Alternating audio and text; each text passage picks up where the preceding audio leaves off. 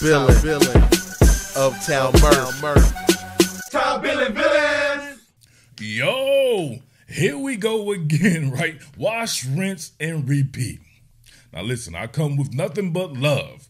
Just having a little discourse here, trying to see where the people's heads are at, pause.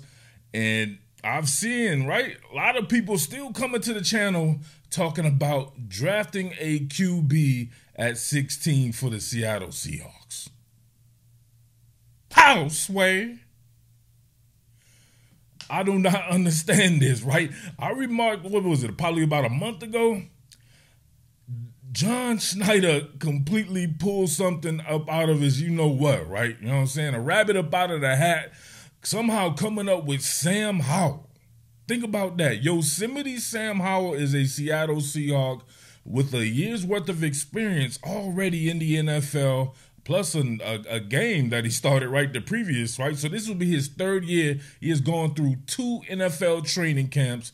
He has a lot of throws, at least from this last year, up on his arm. So he's a little bit more advanced than your average rookie. So he can also still be treated like a rookie because he did not have a ton of success. Now, he did some good things as well, did a ton of bad things, and you have to take that into account as well. But that is one of those things where you say, like, hey, you have an incumbent starter in Geno Smith for at least a year. Your man Sam Howell can be bridged into a starting quarterback job. But drafting another rookie with the 16th pick, that makes sense to some of you people? We've already been through this before. If it's not my man Caleb Williams, the Washington Wizard, if it's not Jayden Daniels, right? Somebody who I suggested to you guys a while back that, yeah, if he was there, you guys definitely should pull the trigger on him. These guys are trait guys. They just have aspects of their game that not too many other people have. Even a cat like Drake made to a certain standpoint as well. Anybody beyond them, though, is not an upgrade over Sam Howell. J.J. McCarthy, I'm sorry. I don't see it. Watching this cat in the Big Ten, he was definitely one of those guys where they're like, hey, listen, don't mess it up for us. We have an otherworldly roster. We just need you to not make mistakes. And they would have games like against my Penn State and Indy Lions where he throw the ball like 7-8 times total. Think about that. Come on, man. He doesn't have crazy statistics. He doesn't have crazy arm strength. He's not a crazy athlete. To me, he's a good athlete. He has above average arm strength or a decently strong arm and all that like that. But it's just, he doesn't have a crazy 6'5", 250-pound frame or any of that.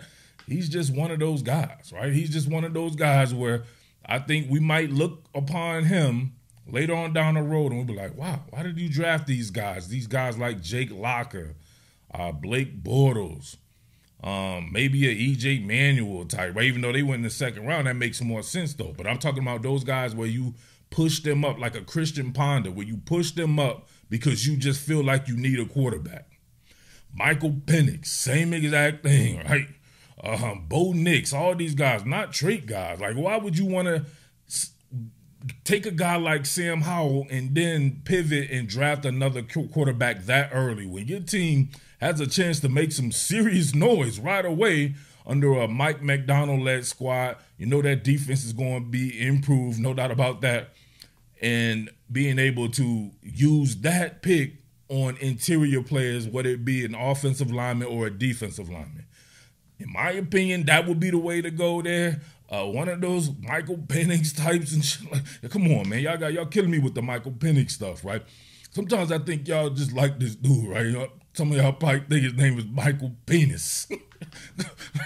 Pause, right? His name is Michael Penix. So once you realize that, then you can stop liking him like that. Now, I know he did great things for the local team there in college and all that there, but this isn't college. And you guys are comparing Sam Howell's play in the NFL against some of these dudes who are playing against weak-ass Pac-12 defenses. How many times did I have to tell you guys? What did I say? I know you guys are going to get mad, and I don't give a damn. I said Michael Penix played in the Big Ten. He was average to below average. He sees some good defenses. I wonder how he would do. They play in the national championships against the same Big Ten team that I've seen him play against before, Michigan, and he didn't look that good to me. He was all right. Now, I'm not saying he's not a good quarterback or can't be a good quarterback. I'm just saying I don't believe he's an upgrade or represents an upgrade over Yosemite Sam Howell, especially when the fact that Sam might be younger than this dude, right? For real, Sam was a junior coming out, so he might be younger than a Michael. We have to check that out there. But if you're talking about college statistics, man, we can look at this there too. Michael Penix. Here we go. Look at him at Indiana. 1 touchdown, 0 interceptions, 10-4, 14-4, then 4-7 in his last season. As you can see here, very injury prone. And then he goes to Washington, where he puts it all together. And 31-8, 36-11, you know the spiel, all that there, all that jazz. My man Sam Howell here, look at that. Straight out the gate.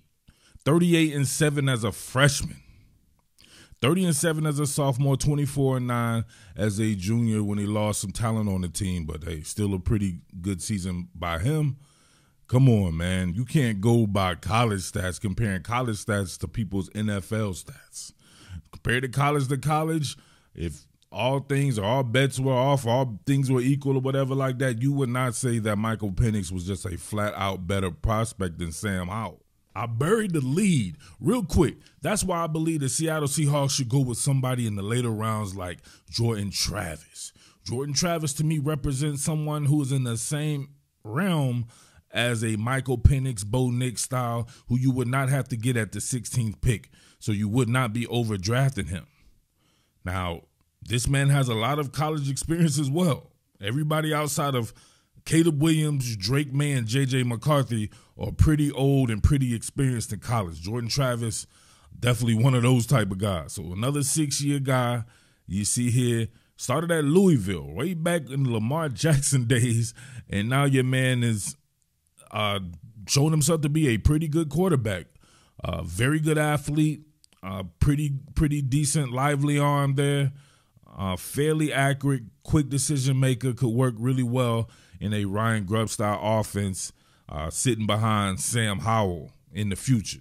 So you see, after he finally got the job at Florida State, 15-6, 24-5, and then 20-2 this past year, where he was absolutely balling, looking like those guys could have won the national championship had he been healthy, or at least they had a really good shot at winning it.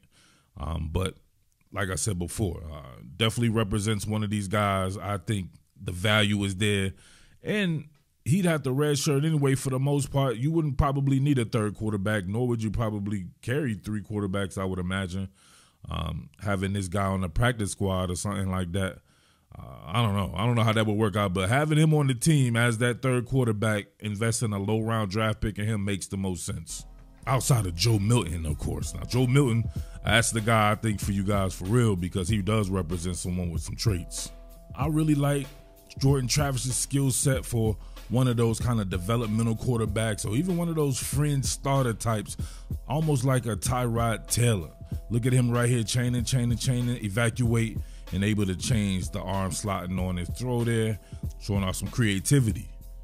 We see him here chaining through his progression. Look at the patience. Patience, delivers accurately. Let's go back right here. Really want you to pay attention to it. 1, 2, 3, jock.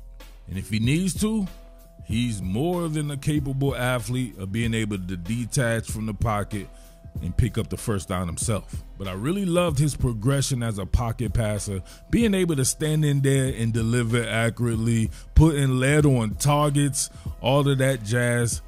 He just shows the type of patience and poise that you would expect from a guy with 6 years of college experience. Let me know what you think about that, y'all. It's your boy Jersey Murf. Much love to everybody out there. Salute.